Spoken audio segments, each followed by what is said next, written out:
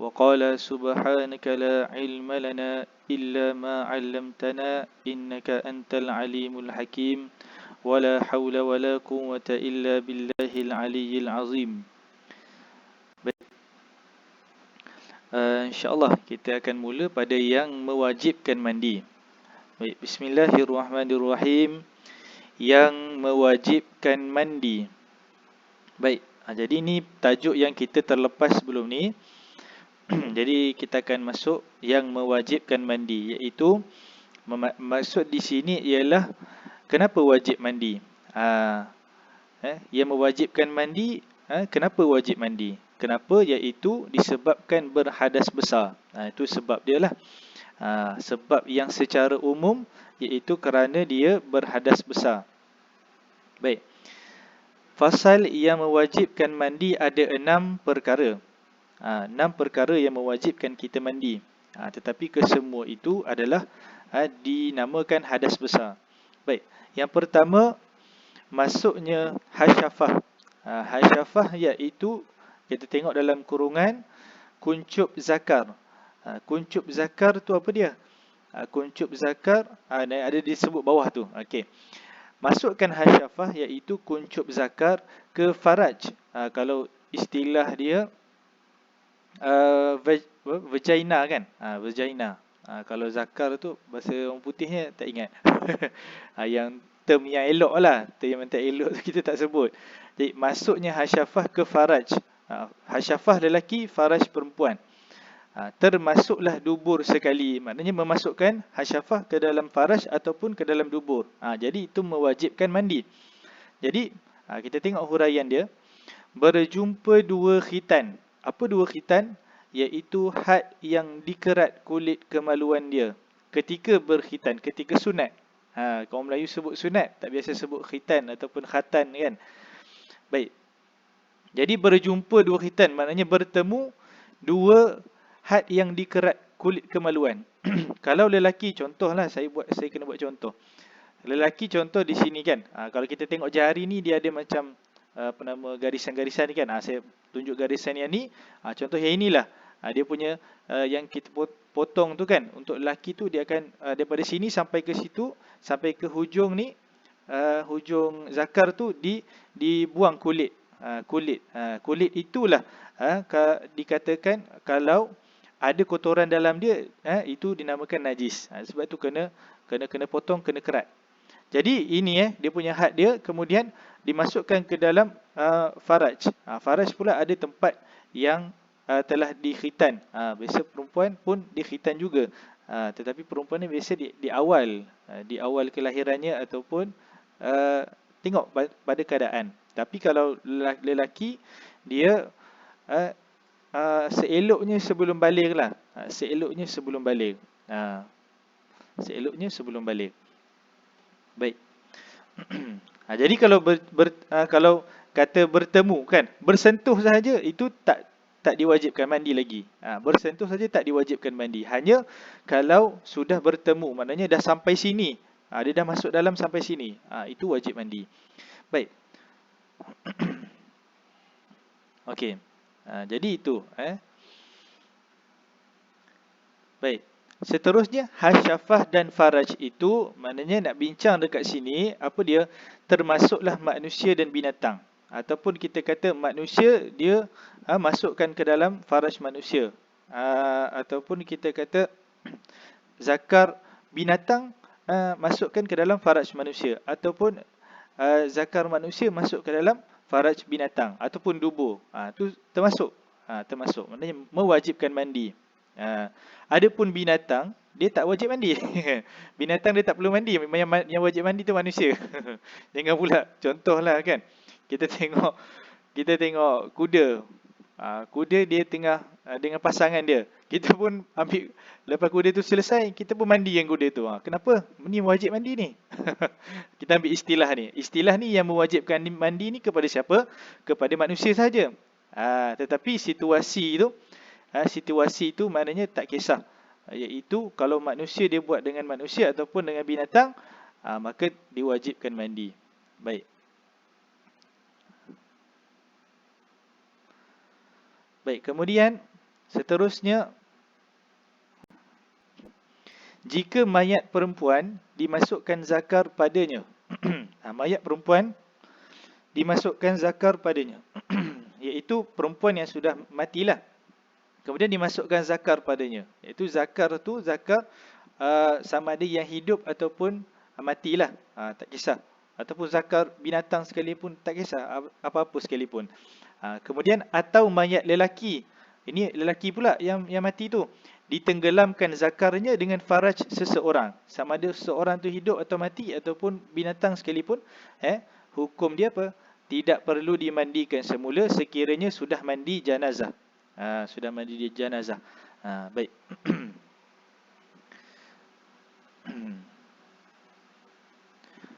Samalah juga kalau mayat tu katakan kita dah mandi-mandi, kemudian dia terkeluar air mani. Mayat tu terkeluar air mani ataupun mayat tu terkeluar darah haid dah katakan, pun tak perlu mandikan semula sebab dah dimandikan. Tak perlu dah.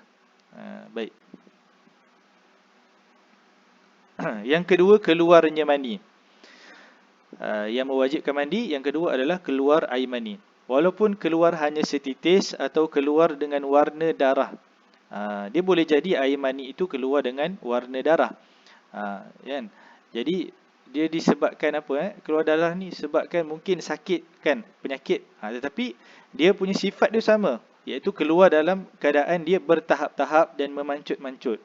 Tapi bentuk warna dia warna darah. Keadaan ini keluar sama ada ketika tidur ataupun tidak. Maknanya dalam keadaan jagalah. Ataupun dalam keadaan bersyahwat ataupun tidak. Dia tak mesti kita bersyahwat dia baru keluar. Dia tak bersyahwat pun dia boleh keluar. Cuma tengok pada sifat air mani itu, kan? Baik. Yang ketiga, haid. Haid. Apa dia haid? Darah yang keluar daripada perempuan yang berumur 9 tahun ke atas. Tapi rasa macam dah bahas dah ni. Cuma bila ada sahabat kita, dia tengok video recording tu balik, dia tengok tak ada saya sentuh tentang yang mewajibkan mandi. Jadi nampak macam tak sentuh lagi ni lah. Kena, tak apa, kita laju-laju je.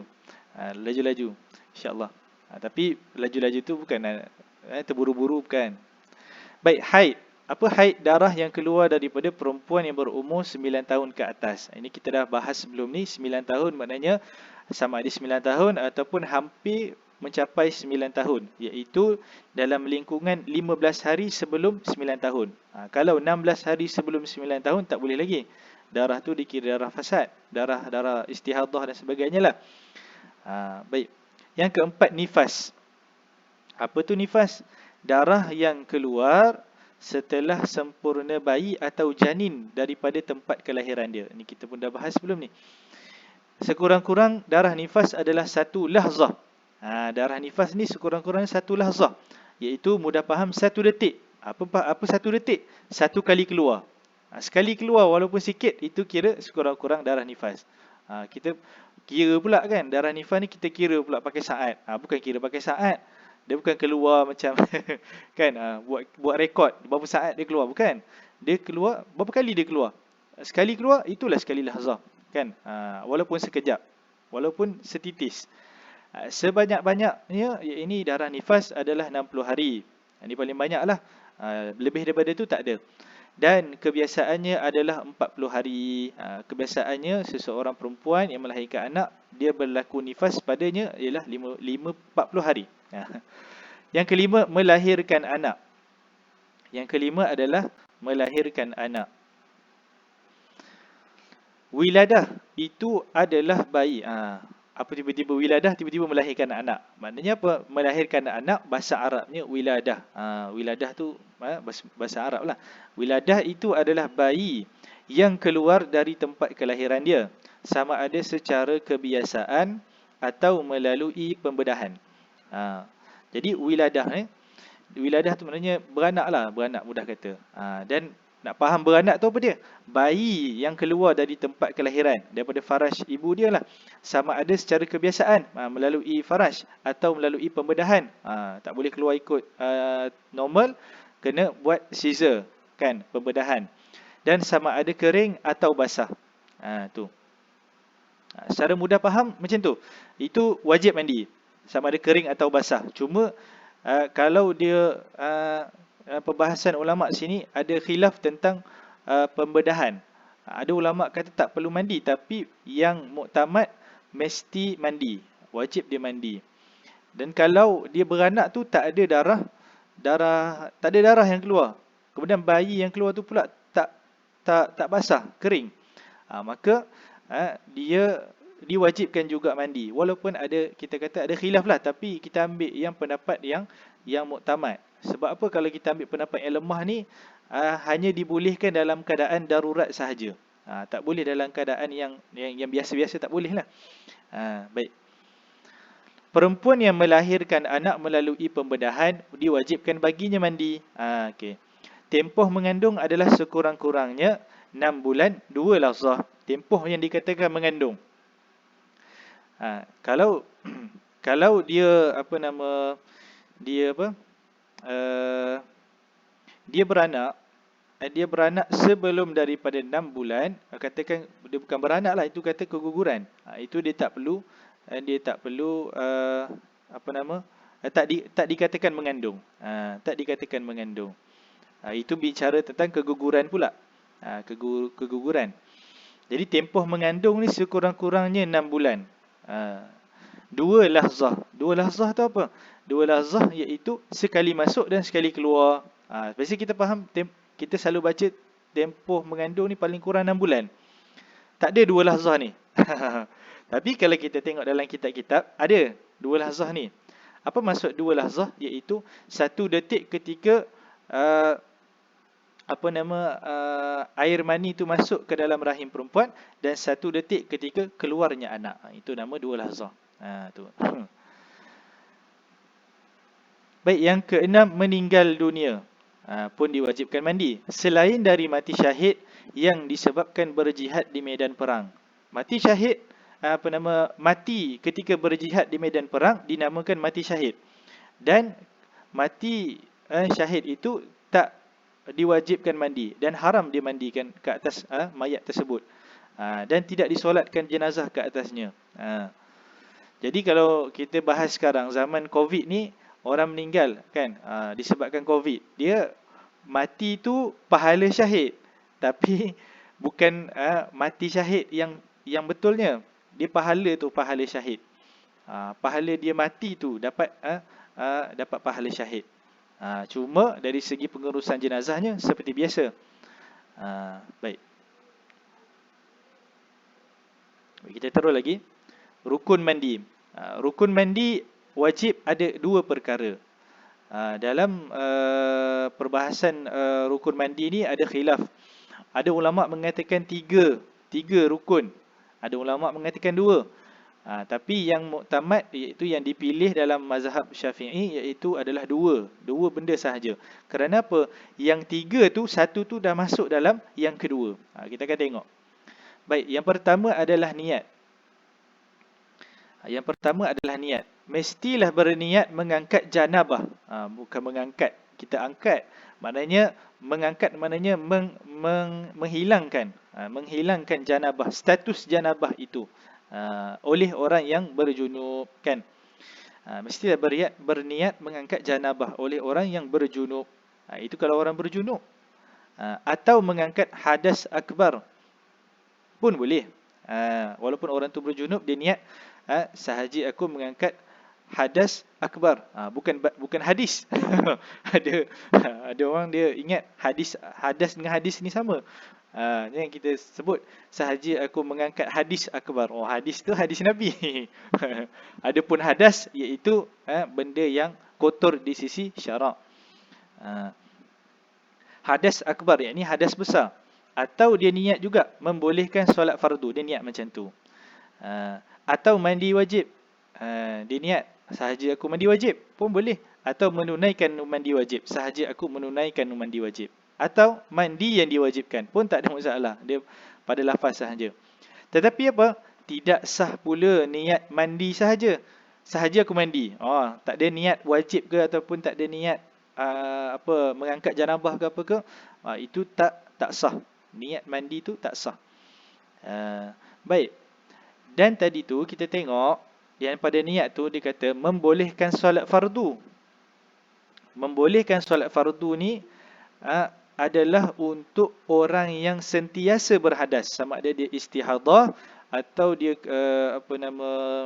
kita panggil apa ya, keluar darah, katakan buasir, ataupun dia kencing tak lawas, ataupun dia selalu keluar angin. Angin tu bukan angin sendawa, angin kentut lah, kita mudah faham kan. Jadi itu dia tak boleh niat angkat janabah, tak boleh dia niat hadas akbar, tak boleh. Tak boleh tu. Dia kena niat membolehkan solat fardu. Dia niat tu bukan dia mengangkat hadas, dia sekadar niat meringankan hadas. Sebab apa? Dia dalam keadaan sentiasa berhadas. Dia macam ni cerita dia. Orang tu dah ada hadas besar. Katakan dia berjunub. Lepas dia berjunub, tiba-tiba dia kencing tak lawas. Dia kencing tak lawas kan. Ada masalah apa tak tahu kan. Kencing tak lawas. Tak berhenti-henti, menitik. Dia bukan macam air pipe kan. Dia, kita terbayang kalau kencing tak lawas ni, dia macam air pipe. Ataupun kita kata istihadah, dia keluar macam tu. Bukan, dia keluar setitik, dua titik kan. Lepas tu keluar lagi, cek keluar lagi kan. Jadi itu walaupun dia dalam keadaan dia hadas besar, kemudian dia datang pula hadas yang sentiasa tu. Itu kencing tak lawas kan, sentiasa dia kencing ataupun keluar angin. Jadi dia nak mandi wajib tu, dia mandi, dia niat membolehkan solat fardu. Dia tak boleh niat angkat hadas ataupun niat mengangkat janabah tu tak boleh. Baik. Dia niat mandi wajib pun tak boleh.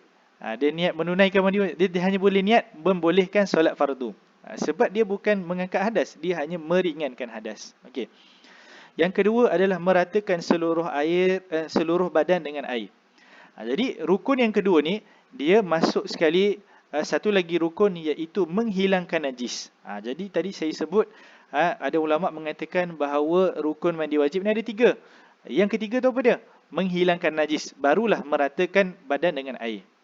Tapi di sini 2, maknanya dia masuk sekali menghilangkan najis. Dia sekali, basuh sekali, hilang terus. Macam itulah. Dia sekali. Dia tak perlu hilangkan najis dulu, kemudian baru ratakan air. Tak perlu. Itu pendapat yang mutamat dalam mazhab Syafi'i. Mestilah meratakan ke semua anggota badan, termasuk kuku, kulit, rambut walaupun tebal, bulu-bulu dan lainnya. Sama macam wuduk lah. Kerak kulit kaki. Kerak kulit kaki biasanya dia ditumit. Contoh ni tumit lah.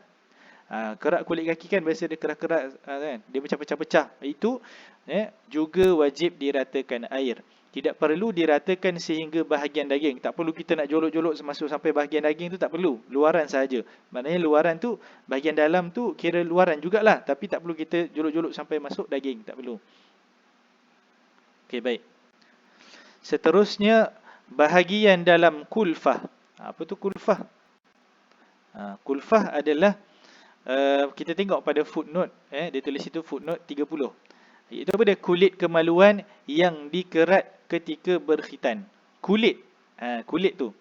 Tadi kita bahas hasyafah. Hasyafah iaitu had, daripada hujung sampailah had yang dikerat. Itu hasyafah.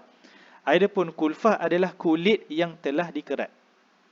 Tu kita nak faham tu lah.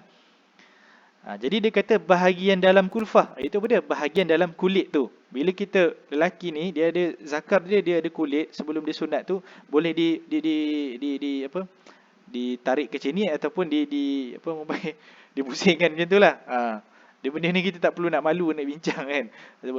Kalau kita malu pasal diri sendiri, nanti kita ada anak, kita pun kena tengok juga anak kita macam kena berhati-hatilah. Lagi-lagi kalau kita nak dukung anak apa semua tu, itulah ada perbahasan itulah. Tapi tak apalah tu. Baik. Bahagian dalam kulfah, bahagian dalam kulit juga wajib diratakan air sekiranya belum berkhitan. Ini maknanya dia kalau dia kena mandi wajib, dia kena bersihkanlah. Dia kena bersihkan. Bagi faraj perempuan yang wajib diratakan air adalah pada kawasan terbuka ketika bertinggung. Ini pada alat faraj perempuan. Yang wajib dibasuh dia kena tengok. Bila dia bertinggung, mana yang terbuka, itulah yang wajib dia basuh. Baik. Bagi kawasan dubur, yakni lelaki dan perempuan samalah. Diwajibkan meratakan air pada bahagian yang terbuka ketika bertinggung. Maknanya apa? Bila mandi, wajib kita bertinggung. Tak bertinggung, tak sah lah. Tak bertinggung, dia tak jadi. Sebab bila bertinggung, baru benda tu terbuka. Tu. Ulama sebut, itulah hukum dia. Setakat ni ada soalan? Okey, kita habis ni, kemudian kita akan masuk pada muka surat 18, sebab yang membolehkan tayamum. Ya.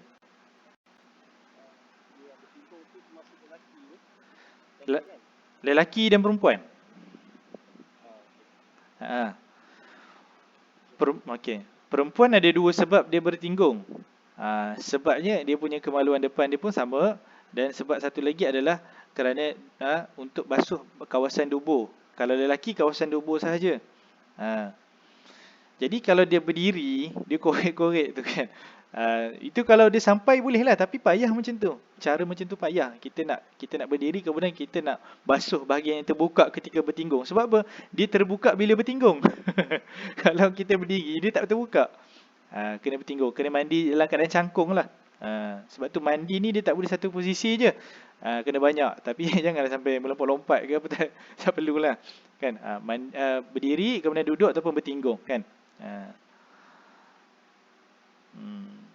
Baik. Ya. Anda kata kalau tidak bertinggung tapi dah yakin, macam mana? Kalau yakin terbuka, sah lah. Kalau kita rasa, cuba kita bertinggung. Dia kena test dulu. Cuba kita bertinggung, kemudian kita tengok. Kita sentuh, bukan suruh sentuh sahaja lah. Main kita nak uji kaji. Kalau kita berdiri, kita dapat sentuh benda tu. Kalau dapat, sah. Macam tu. Sah. Baik. Tapi dia susah lah, tu je.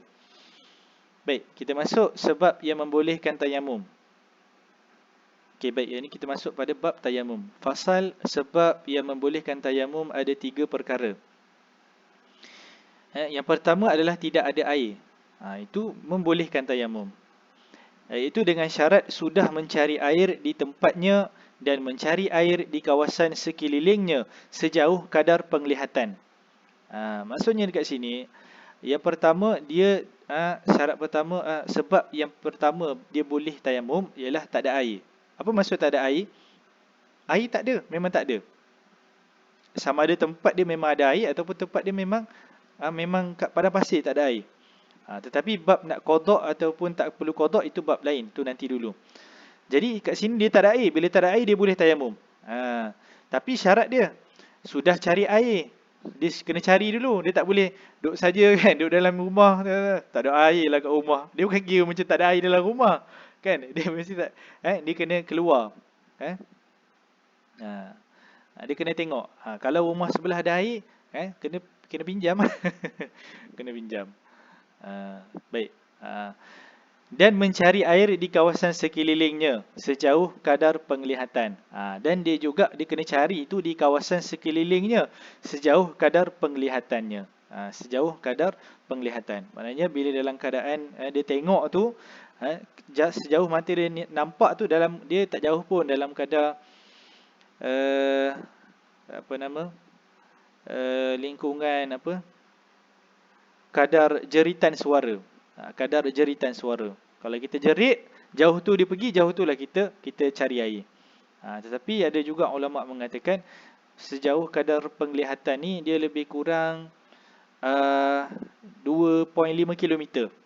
Ini disebut dalam Muqaddimah Hadramiyah, tak silap 2.5 km. 2.5. Tak apalah. Okey, tapi dia mesti cari air dulu, barulah kalau kata tak ada, baru dia boleh tayamum. Yang kedua adalah sakit, iaitu keuzurannya sudah dipastikan atau dapat dipastikan dengan sebab sakit. Sakit tu mesti dia pasti dia sakit. Bukan kata dia sakit tapi dah elok dah, tapi dia tak tahu yang dia dah elok. Dia kena pasti dulu dia dah sakit. Dia kena pasti dulu dia ketika itu dia sakit. Atau permusafiran. Maknanya kalau disebabkan dia musafir, dibolehkan dia tayamum kalau kebiasaan dia musafir itu tak ada air, kan? Dia musafir di tempat yang tak ada air itu tak ada masalah. Yang ketiga, airnya diperlukan untuk memberi minum binatang haus yang muhtaram, iaitu yang dimuliakan dalam syarak, yang dimuliakan dalam Islam.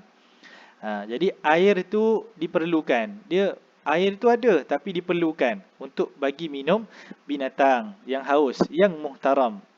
Ini binatang tu binatang yang dimuliakan dalam syarak. Seperti apa?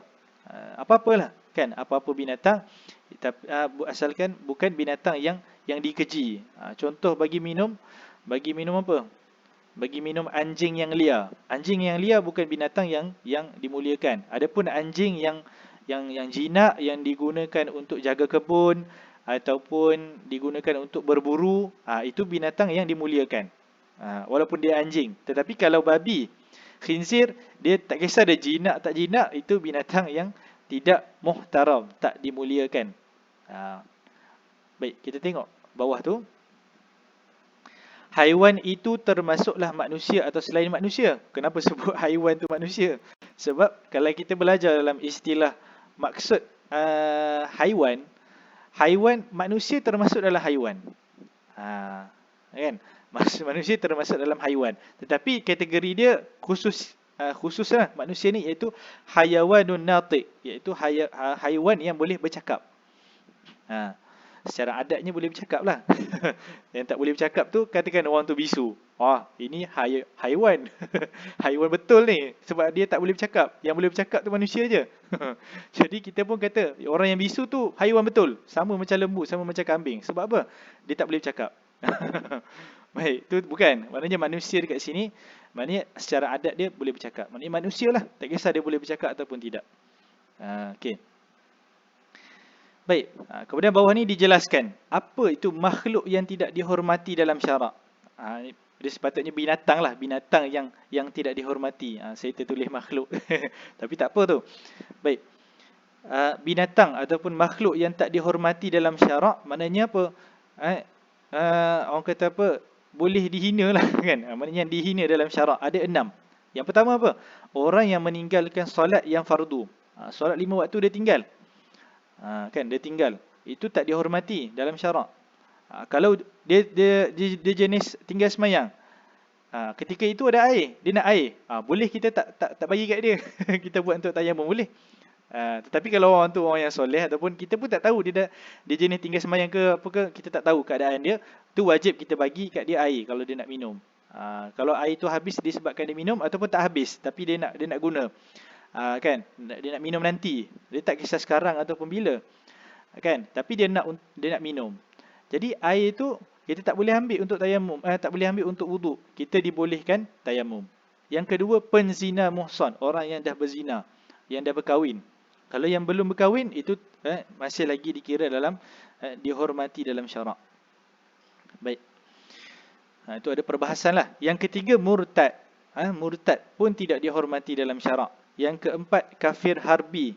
Harbi. Baik. Itu apa dia kafir harbi? Kafir yang menyerang umat Islam. Dia menyerang. Menyerang ni maknanya dia memang jenis berlawan lah. Dia akan apa orang kata, memerangi sesiapa sahaja yang beragama Islam. Baik, jadi kafir harbi ni mereka boleh diperangi dan boleh dibunuh. Bukan kita kan kutip siapa-siapa, dia ni lah dulu kat Facebook yang tentang Islam tu, mai sini bunuh. Tak boleh macam tu, kan? Tengok dulu. Dia perbahasan dia panjang lah, kan? Dia tak boleh. Kafir harbi ni kita nak bunuh, dia bukan main suka-suka. Dia kena tengok juga keadaan. Walaupun kalau kata dalam keadaan perang dibolehkan. Kalau kata dalam keadaan biasa, kena tengok dulu sama ada dia punya apa, orang kata apa, gaya dia nak menyerang Islam tu, maknanya kuat ataupun lemah, kan? Baik. Kalau sampai membahayakan umat Islam, itu boleh dibunuh. Okey. Yang kelima adalah anjing gila. Anjing gila ataupun anjing liar. Itu anjing gila atau anjing liar. Anjing yang jinak ada manfaatnya, haram dibunuh. Haram dibunuh walaupun dia anjing. Walaupun dia anjing. Dia anjing yang baik, kan? Mudah kata macam itulah, baik. Seperti untuk perburuan dan menjaga ternakan. Baik. Imam Al-Bajuri menyebutkan bahawa anjing liar sunat dibunuh. Siapa Imam Al-Bajuri ni? Imam masjid mana? Ni bukan imam masjid mana-mana, bukan. Imam Al-Bajuri adalah salah seorang tokoh ilmuwan mazhab Syafi'i yang orang kata apa, latest lah, kan. Dia bukan contemporary tapi dia latest. Yang kita ambil dia sebagai rujukan dan sebagai pegangan. Dia Imam Al-Bajuri ni dia adalah merupakan ulama Mesir, ulama ulama Azhar lah. Kan, Universiti Al-Azhar, inilah ulama dia Imam Al-Bajuri. Imam Al-Bajuri dia ada beberapa kitab dia yang banyak. Biasa dia buat kitab tu kitab hasiah-hasiah saja. Kitab hasiah ni maknanya kitab yang dia buat syarahan kepada syarahan kitab. Hasiah Al-Bajuri dalam fiqh, hasiah Al-Bajuri dalam akidah, hasiah Al-Bajuri dalam mantik tak silap, ataupun dia ada buat matan kita kata risalah Al-Bajuri pun dia juga. Tu. Imam Al-Bajuri menyebutkan bahawa anjing liar ni sunat dibunuh. Memang pun kita sekarang ada isu anjing liar ni kejar postman kan. Nak hantar barang pun tak tenang. Tak tahu kena gigit anjing. Itu anjing jenis macam tu dia sunat dibunuh. Walaupun anjing liar tu orang bela. Walaupun orang tu bela. Tapi dia anjing gila. Buat apa nak bela anjing gila kan. Tu sebab tu pencinta anjing ni kena tengok, kena belajar hukum ni supaya dia nak cinta tu tak ada masalah. Nak cinta siapa-siapa tu tak ada masalah. Tapi hukum dia kena tahu. Dia memang kita tak perlu kita nak benci binatang tu macam kita benci iblis dan syaitan tu, bukan. Kan? Kita tak suka sebab dia mengganggu ibadat ataupun mengganggu ketenteraman, boleh membahayakan. Itu boleh kita benci dia sebab tu. Bukan kita benci makhluk bernama babi ataupun bernama anjing, bukan. Tu kena faham dalam bab benci dan bab cinta kepada haiwan ni, kita kena faham tu lah. Baik, yang keenam, babi walaupun yang jinak. Jinak sekalipun sunat dibunuh, kan. Ada saya tengok dalam video di Facebook, orang tu dia berkawan dengan babi. Sebab apa dia tak suka berkawan dengan manusia, dia suka berkawan dengan babi. Sebab babi yang dia bela ni baik. Baik. Walaupun macam tu tapi dia bukan binatang yang dimuliakan dalam agama. Baik. Seterusnya kita masuk pada syarat sah tayamum. Setakat ni ada soalan?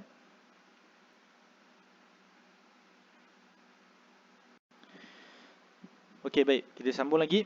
Syarat sah tayamum. Syarat sah tayamum ada 10 perkara.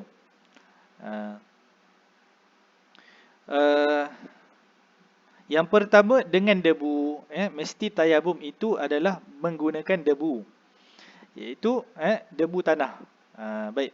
Jadi pasir yang halus sah digunakan untuk bertayamum dengan syarat ia berdebu. Dalam perbahasan pasir, pasir ni pasir yang halus lah, kan. Macam garam, bentuk dia macam tu. Pasir yang halus boleh guna untuk tayamum, tapi dengan syarat dia ada debu. Kalau tak ada debu dia tak boleh guna, haram. Tak sah untuk tayamum. Okey, baik.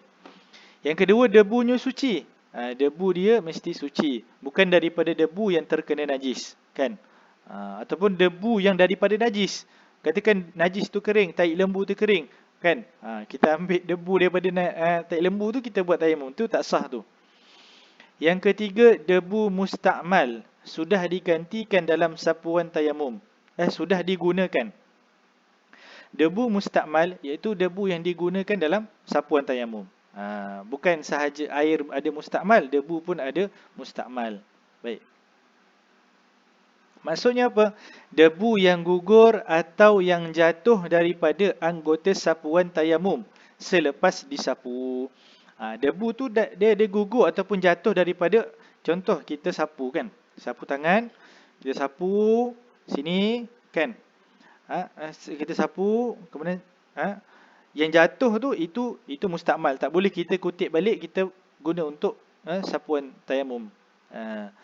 Baik. Yang keempat, tidak bercampur debu dengan gandum. Kita biasa ada orang tanya soalan, kalau debu tu campur dengan benda-benda lain, kadang-kadang kita nak debu tu banyak, jadi kita campur. Jika campur dengan gandum atau seumpamanya, itu pun tidak sah digunakan. Misal yang lain seperti kapur. Kita ambil kapur, kita cincang dia, kita ambil debu dia. Itu tidak boleh. Ataupun debu tembikar. Tembikar ni memang asal dia daripada tanah, tetapi tembikar ni dia buat jadi peralatan, kan? Bila dah jadi peralatan, dia bukan nama tanah dah. Dia tengok pada nama. Tengok pada nama. Jadi tembikar tu dia daripada batu bata dah, dipanggil batu bata dah. Kadang ada orang tak puas hati, ustaz, batu bata, tanah. Cuba tengok batu bata tu dia buat daripada apa? Kan? Ada batu bata dia buat daripada tanah liat. Jadi batu bata tu boleh tak kita buat untuk tayamum? Tak boleh. Baik. Debu tembikar. Melainkan memang tanah liat. Tanah, kan ada rumah dia buat tanah liat, kan? Itu boleh.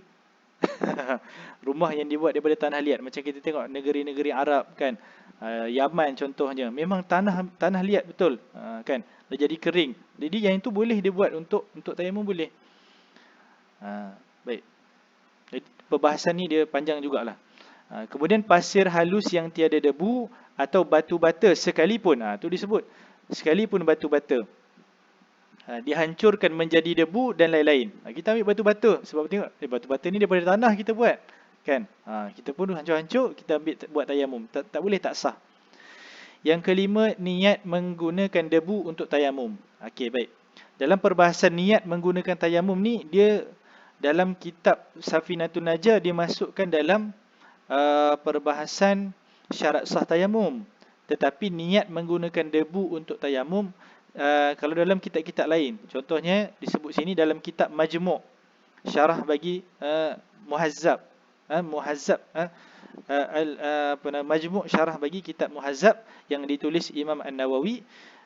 Imam An-Nawawi meletakkan niat menggunakan debu ni sebagai rukun tayamum. Rukun tayamum. Baik. Tetapi yang dalam rukun tayamum yang muktamadnya dia tak perlu ada niat guna debu tu pun tak apa. Yang muktamad. Baik, dan ditambah pada kitab Raudhahnya. Siapa kitab Raudhah? Siapa? Ni siapa? Imam An-Nawawi juga kitab dia. Iaitu mesti ada tanah. Dalam kitab Imam An-Nawawi sendiri dia tambah lagi dalam kitab yang lain mesti tanah. Tanah tu sebagai rukun. Jadi rukun kesemuanya ada 7. Kalau ikut semualah. Tetapi yang 2 ditambahkan oleh Imam An-Nawawi ni, dia bukan yang muktamad. Yang muktamad hanyalah 5. Baik. Yang keenam, maknanya apa tadi? Dia debu tu, aku niat debu ni untuk tayamum. Bukan niat tayamum tu. Ni niat debu tu. Debu ni untuk tayamum. Bukanlah dia kena sebut sahaja tu, tak perlulah. Tapi dia memang dia qasad, dia memang niatkan debu tu untuk tayamum.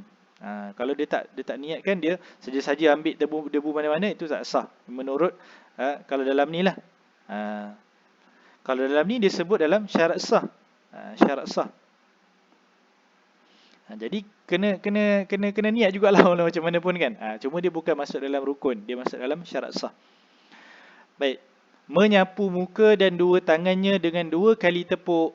Maksudnya tepuk tu ada orang dia salah faham. Tepuk dekat sini iaitu tepuk mengambil tanah. Mengambil tanah tu. Ambil tanah tu dia namakan tepuk. Letak tangan pada tanah itu namanya tepuk. Kita letak tu tepuk lah, kan. Bukan tepuk tu yang ini. Ini bukan tepuk. Ini namanya kita panggil apa? Menapis lah. Panggil menapis. Itu sunat. Itu bukan rukun. Baik. Jika lebih dari 2 tepukan debu tanah. Jadi kita 2 tepuk ni apa dia? Satu kita ambil untuk basuh, untuk sapuan di muka, dan satu kita ambil sapuan di tangan macam ni. Kemudian yang kiri pula. Kedua tangan ni pakai satu tepukan tanah, tepukan debu tanah, kan? Jadi makruh kalau kita lebih. Makruh tu maksudnya apa? Jika sudah menyeluruh sapuannya. Dah basuh dah habis. Dah basuh, tak boleh guna basuh, guna sapu.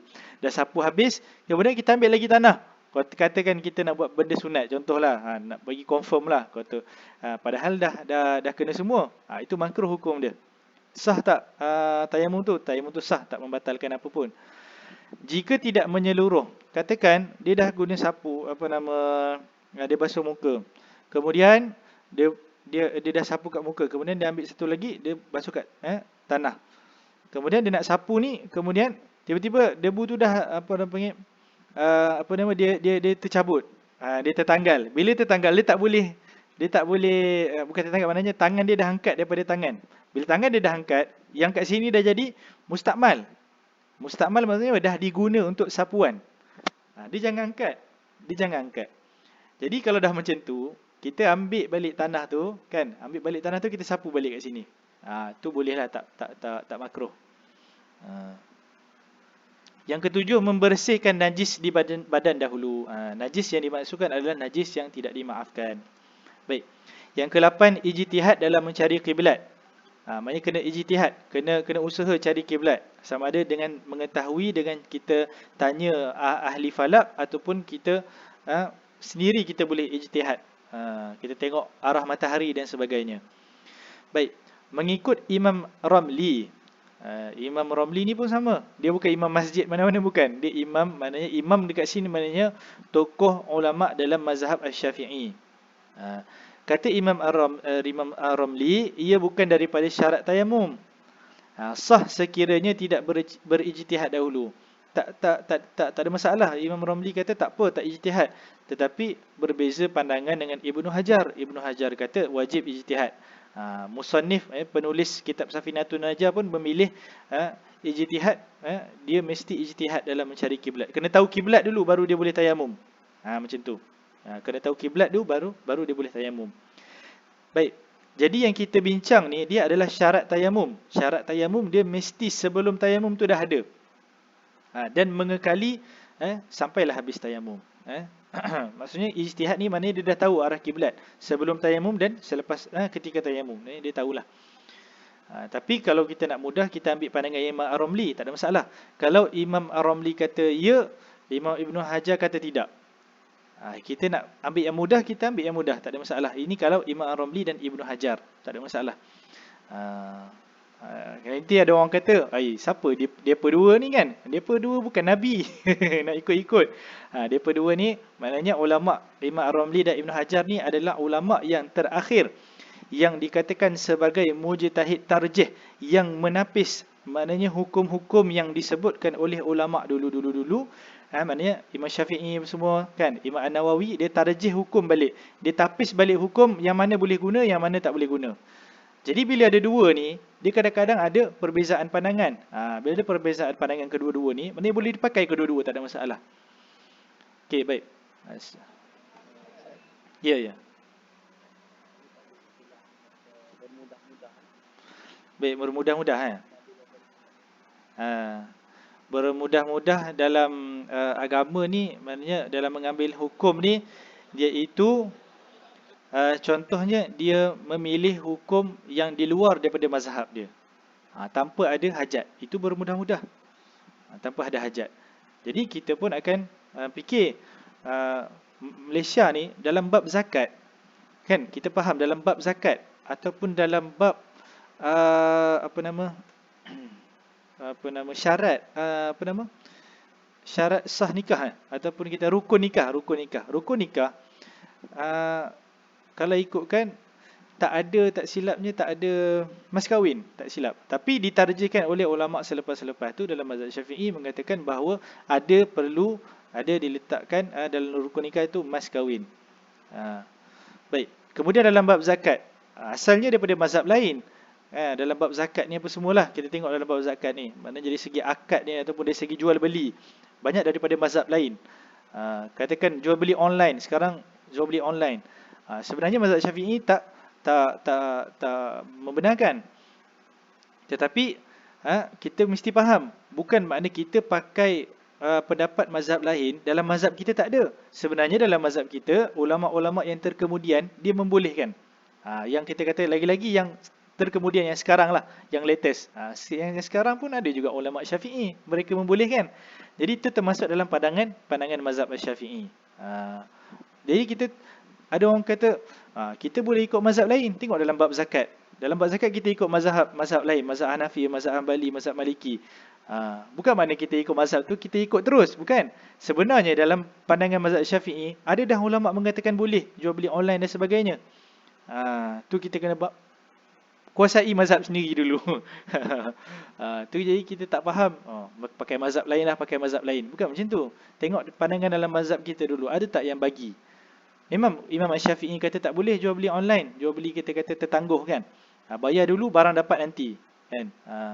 Tak boleh. Tapi dalam mazhab lain boleh. Tapi kita tengok ulama yang sekarang ni dia bagi. Tengok pada keperluan. Okey, baik. Tadi bermudah-mudah dalam hukum ni, dia jangan kita ambil hukum luar daripada mazhab. Luar daripada mazhab kita. Kan? Dengan tanpa keperluan. Itu bermudah-mudah dengan hukum. Ataupun dia suka-suka kan. Dia ikut mazhab Maliki. Kalau sentuh perempuan tak batal sembahyang. Memang tak batal sembahyang, tapi haram sentuh tu. Dia bukan cerita pasal nak batal tak batal ni. Dia cerita pasal haram hukum tu. Hukum tu tak haram. Dia nak ambil tak batal. Dia sentuh perempuan, dia tak batal. Senanglah macam tu. Kan? Tapi tak ada keperluan. Sedangkan dia orang yang bermazhab Syafi'i, duduk dekat Malaysia. Jadi dia kena ikut tu. Dia tak boleh suka-suka. Jadi orang yang mesti ikut mazhab Syafi'i ialah orang yang muqallid dalam mazhab Syafi'i. Orang yang muqallid maknanya apa? Dia tu maknanya diri dia tu mesti mengikut panduan dalam mazhab Syafi'i. Kan? Maknanya contoh dia duduk kat Malaysia, dia ikut mazhab Syafi'i. Sebab keadaan situ maknanya melazimkan dia ikut mazhab Syafi'i. Tapi kalau dia pergi negara lain,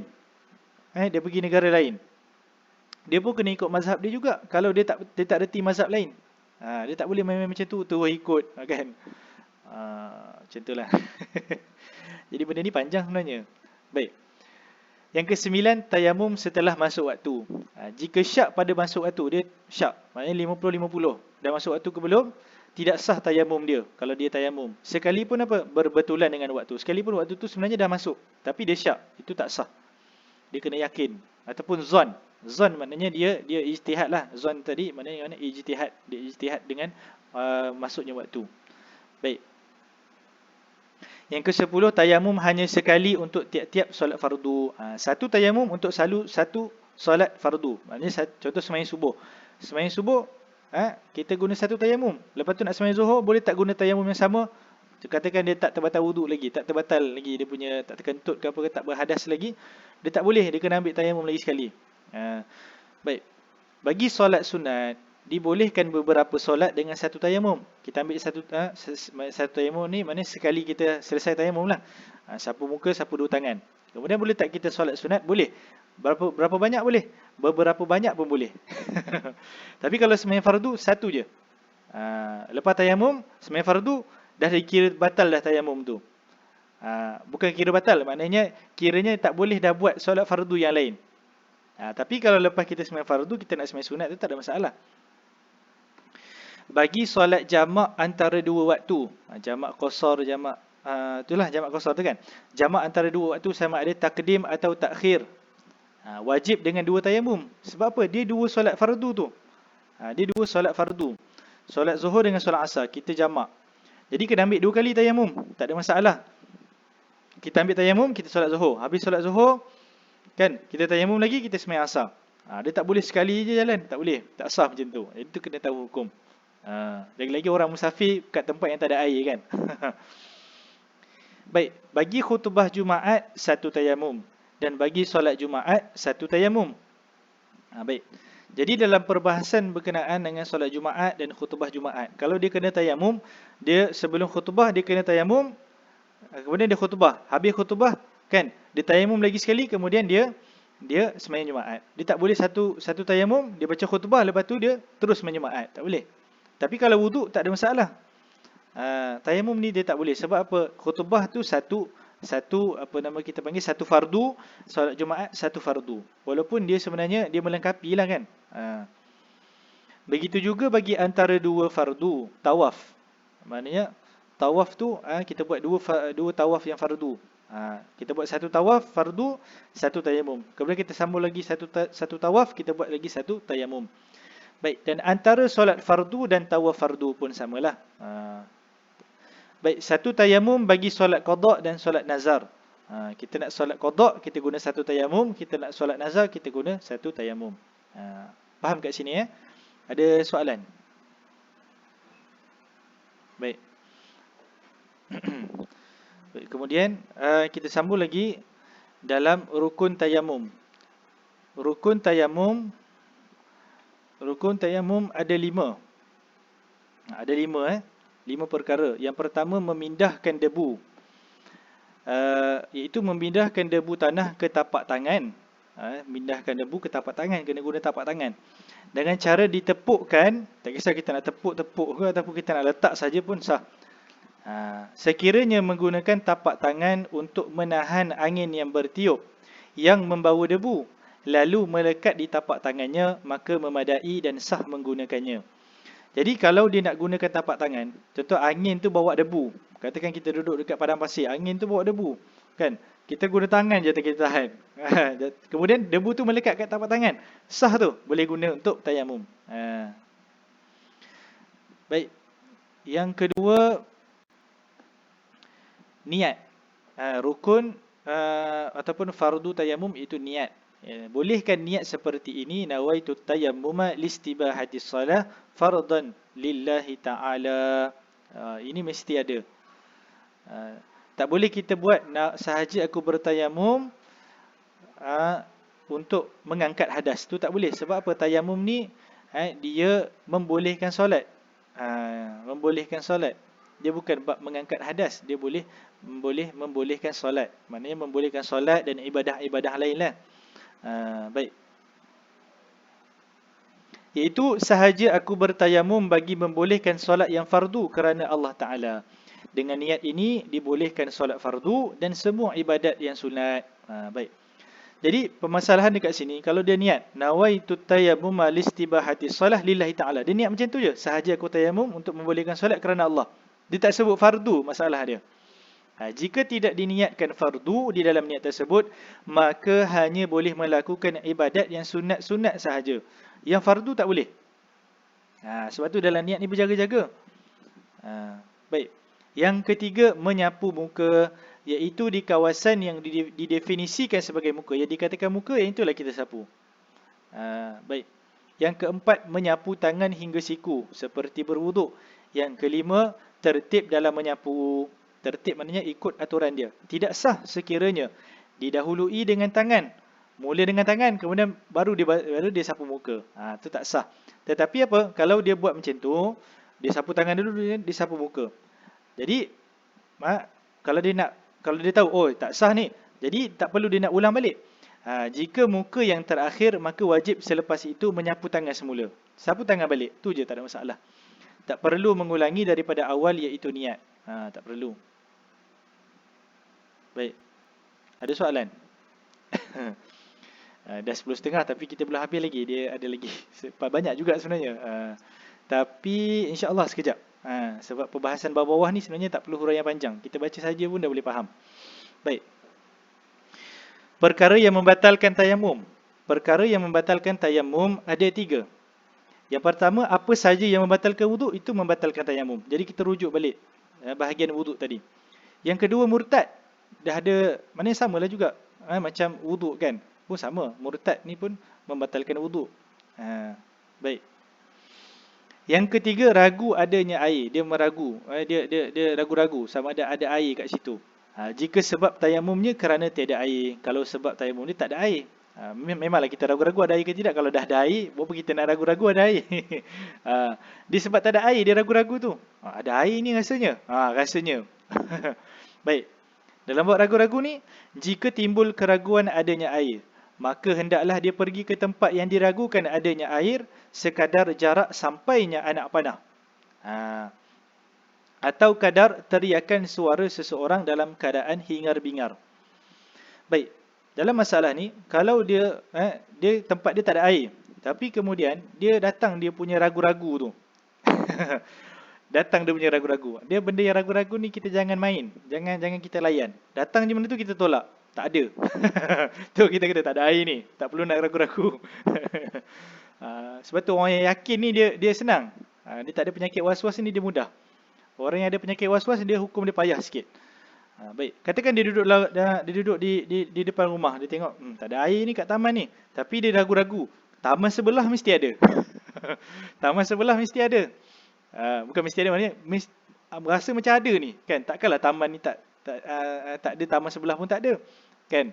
Jadi dia timbul keraguan macam tu, maka hendaklah, iaitu wajib dia pergi ke tempat yang dia ragukan adanya air sekadar jarak sampainya anak panah. Maknanya kalau dia baling panah tu bukan panah budak-budak lah, panah-panah betul lah, kan? Jarak tu lebih kurang berapa meter anak panah boleh pergi berapa jauh? Jauh juga, beratus-ratus meter lah. Atau kadar teriakan suara seseorang dalam keadaan hingar-bingar, itu keadaan bising.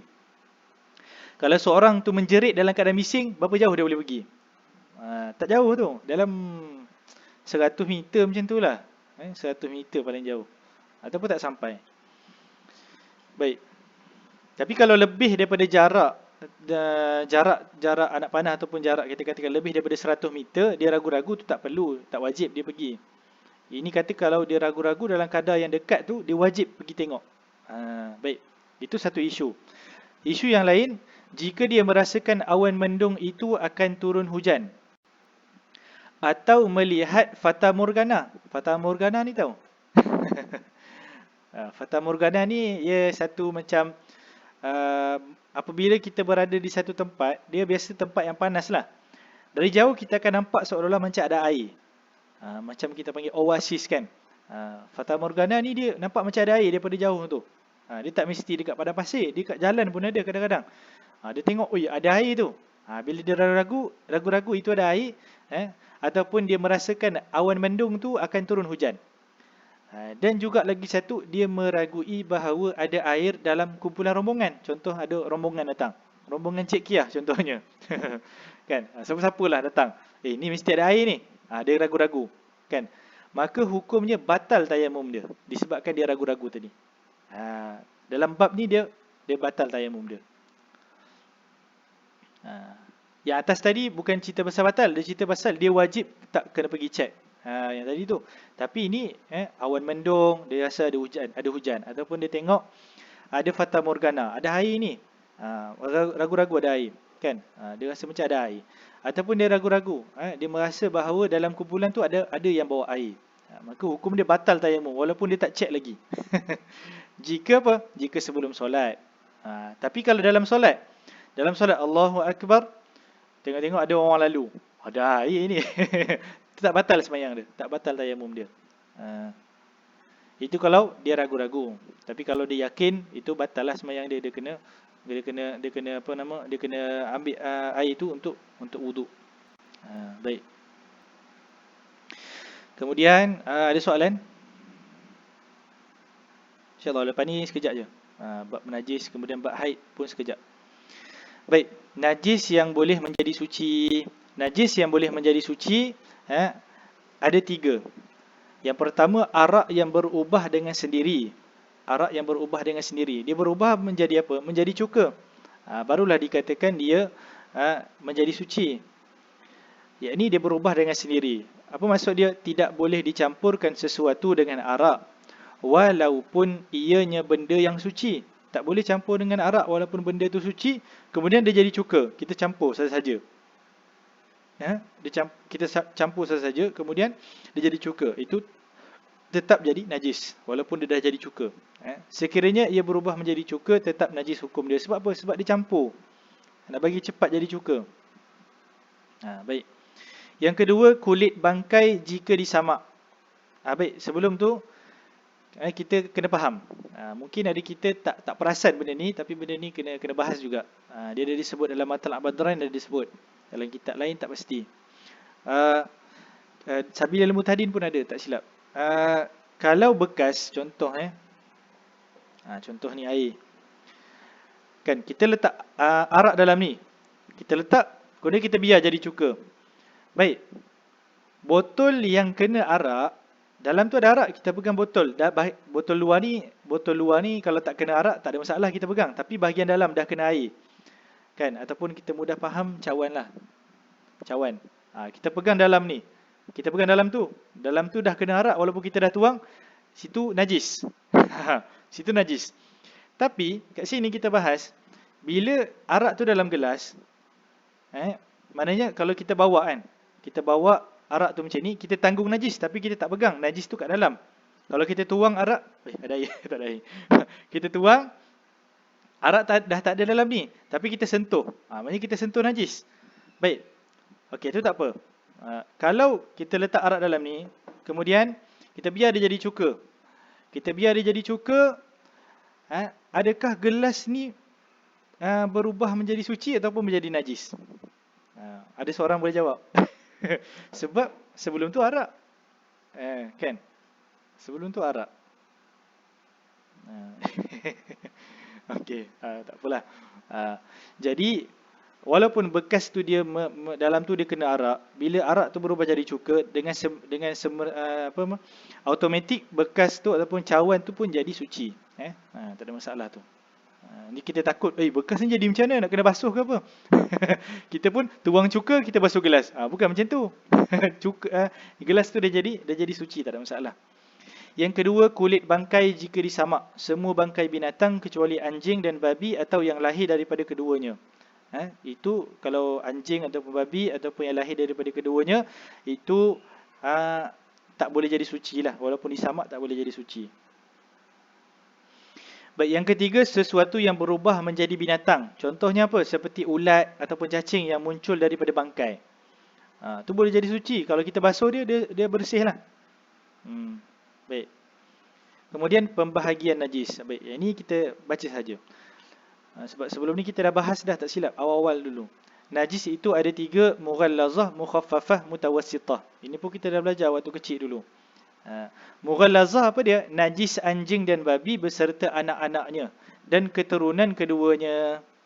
Walaupun keturunan kedua dia tu bermuka kambing ke apa, tetap mughallazah. Katakan anjing dia dengan kambing, dapat anak muka macam kambing, tetap mughallazah. Mukhaffafah apa dia? Najis, mughallazah tu najis yang berat, paling berat. Mukhaffafah apa dia? Najis yang ringan. Itu apa dia? Kencing bayi yang belum makan apapun selain susu dan belum mencapai 2 tahun. Mukhaffafah hanya untuk kencing bayi. Kalau bayi muntah, itu bukan mukhaffafah. Baik, ataupun berak bayi, taik baby yang belum 2 tahun, yang hanya minum susu, itu tetap mutawassitah, bukan mukhaffafah. Yang mukhaffafah hanyalah kencing bayi. Caranya kita renjis air je. Kita dah bahas sebelum ni. Baik, mutawassitah, najis yang pertengahan, iaitu najis selain keduanya, selain mughallazah, selain mukhaffafah. Maknanya yang lain-lain semua tu mutawassitah. Maknanya cara basuh iaitu meratakan air dan mesti air tu mengalir. Baik. Kemudian cara menghilangkan najis. Fasal, mughallazah disucikan dengan 7 basuhan. Najis mughallazah. Macam mana nak bersihkan dia? Basuh dengan 7 basuhan air. Setelah dihilangkan najisnya terlebih dahulu, di mana salah satunya basuhan menggunakan air dengan debu, dengan tanah. Dia bukan debu ni ada dengan tanah, bukan debu, dengan tanah. Yang sebetulnya adalah tanah. Tanah. Yang sebetulnya adalah tanah. Boleh tulis? Tak boleh. Okey. Baik, jadi macam ni.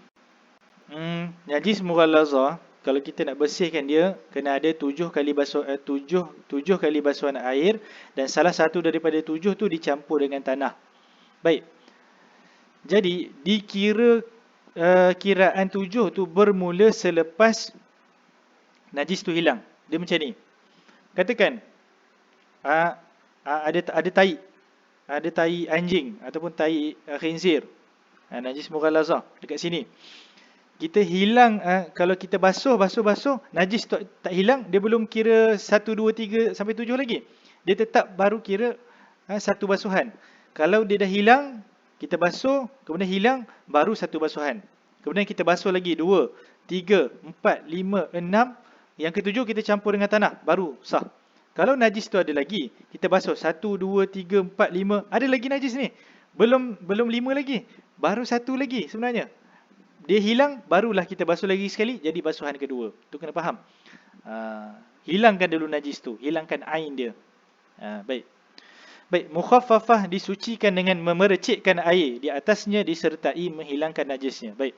Mutawassitah dibahagi kepada dua,